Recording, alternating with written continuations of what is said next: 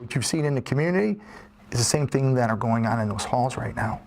And now we have to sit down there and look at, is the administration going to back us? Is there political pressure to fire these officers before their process works out? Where is this going to go? And again, do people want to have patience and curiosity rather than judgment? And listen, without that, I don't know. I don't think it's a good formula for success in the police department. That is the response from the president of the Hartford Police Union following the deaths of two men in two separate police shootings in the span of 8 days. Both those calls started as mental health calls. Thanks for joining us for the Fox 61 News at 10. I'm Brent Harden. And I'm Sarah Sanchez. Over the last few weeks, we've heard from community members who say they want to see the officers involved fired, and they want changes to how police respond to these types of calls. And now, for the first time, the police union president is sitting down with us to talk about the conversations and changes he hopes will come out of these tragedies. Here's Fox 61's Annette Montgomery. All right, thank you guys. This is about One thing the president of the police union told me he wants people to understand is the community and the police department are not two separate entities, they're one. Just like the community went through the traumatic incident, so did the officers who fired those shots and the rest of the department. We are part of the community, and the community is part of the police. It's one group, and to separate us is unfair. That trauma is there for everybody.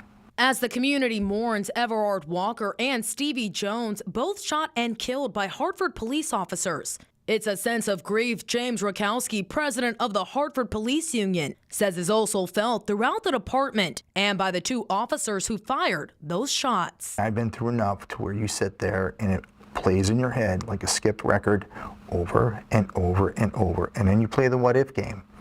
And then you become detached from your family, detached from your friends. It's dangerous. The same thing that family is going through, the Walker family and the Jones family. Why? What if? How come? Those are all the same questions that goes through those officers' minds day in and day out.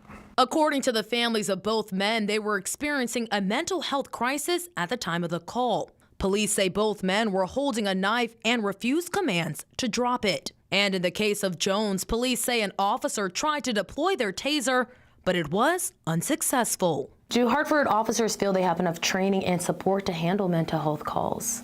We do have training and we do have a support network. The difference is it gravitated out of that. Mr. Jones was a lethal force encounter.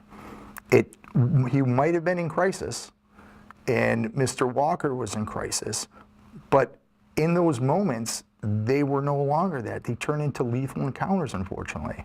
And maybe us responding to that isn't the solution. And there's training, but when there's a lethal threat, you put us in a corner to where we're going to have to respond. It's the response of those officers that has led to some neighbors calling for their termination. What is your response to those calls? I find it odd because they say no justice, no peace, and they want the process to work itself through. Well, the process has to work both ways. Would you want your family member fired when the investigation isn't complete? Would you want them sent to jail if the investigation wasn't complete? The judicial system moves slowly. As for a public forum with the mayor and the police chief, like neighbors are requesting, the president of the police union told me he's open to being at a community forum because he knows important conversations can and need to take place. From the Hartford Police Department, Annette Montgomery, Fox 61.